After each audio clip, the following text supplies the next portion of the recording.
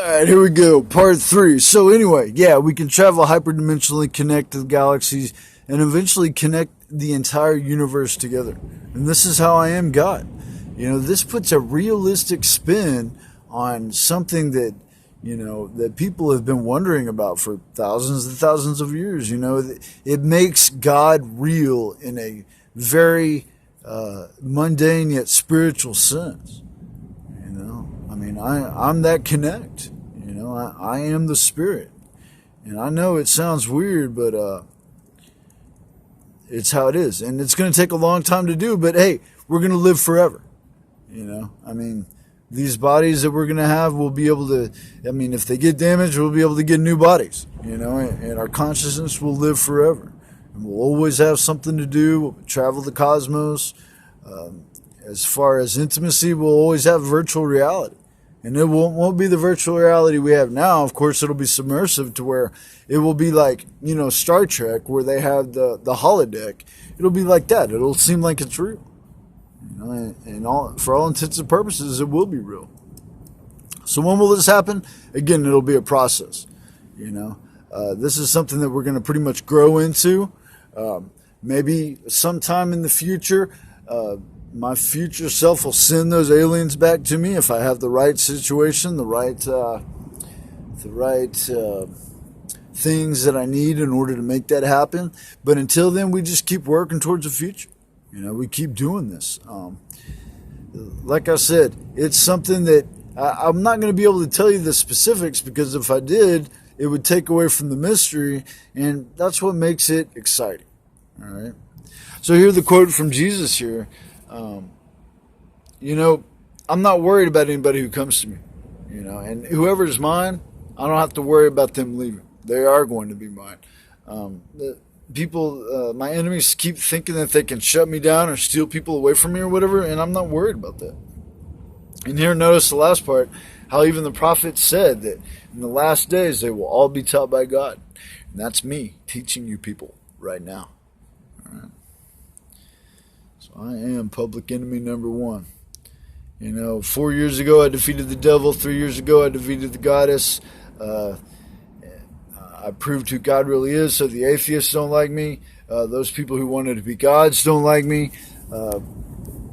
The government, of course, they can't stand me because I've got this government thing that makes all governments obsolete. And I've proven how corrupt the government actually is. And that's all governments of the world.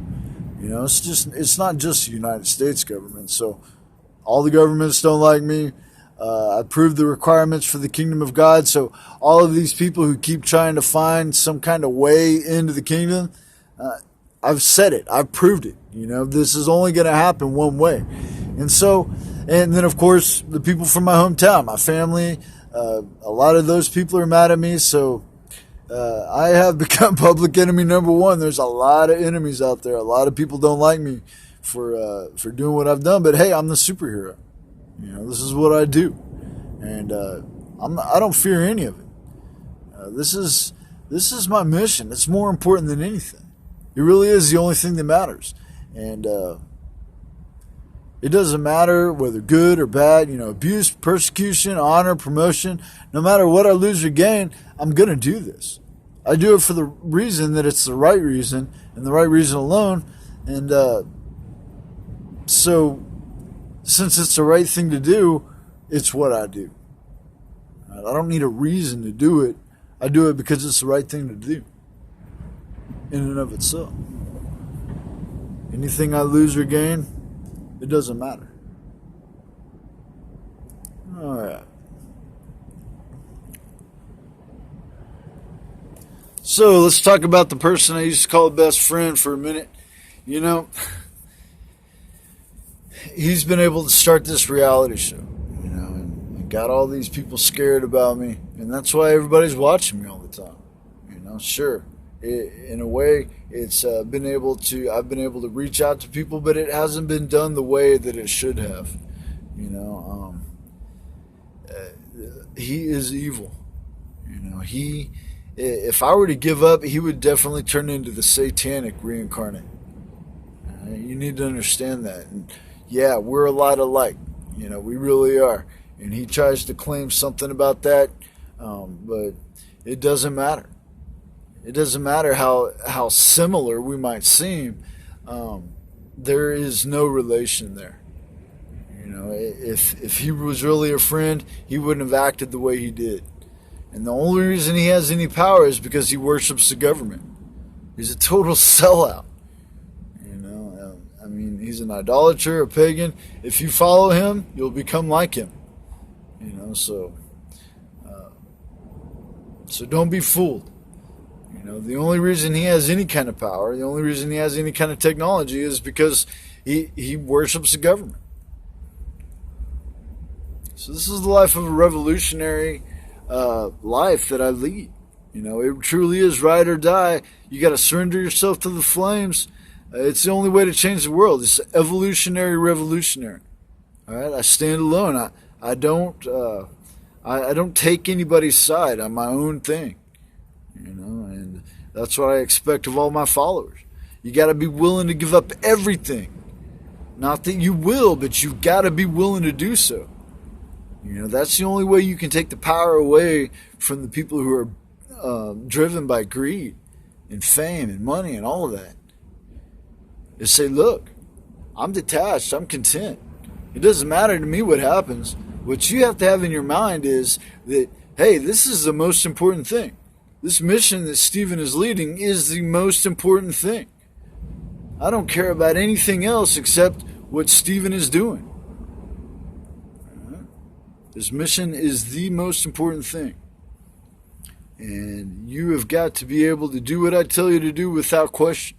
Doesn't mean I'm not going to listen to you, but I mean, this is too important for people to try to disrupt.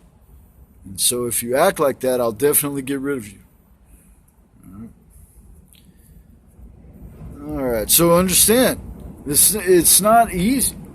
You know, people will hate you, they'll persecute you, they won't let you realize the truth. They'll lie, they'll slander, they'll threaten you. But at the same time, they have no real power. You know, so understand that if you want to do what's right, you need to get on board the spaceship here. And I'll tell you right now, it's important that everybody gets on the list. And everybody sends in a request.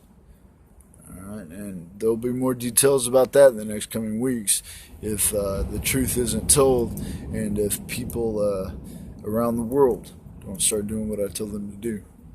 Don't start obeying my command, whether secularly or religiously. If you people don't submit, it's going to be bad news for you people. And the kind of bad news that is terrible. We're talking the apocalypse. All right. Armageddon, whatever it is you want to call it, it's going to happen to you people. That's your choice for Christmas. You either get peace on earth or you get Armageddon.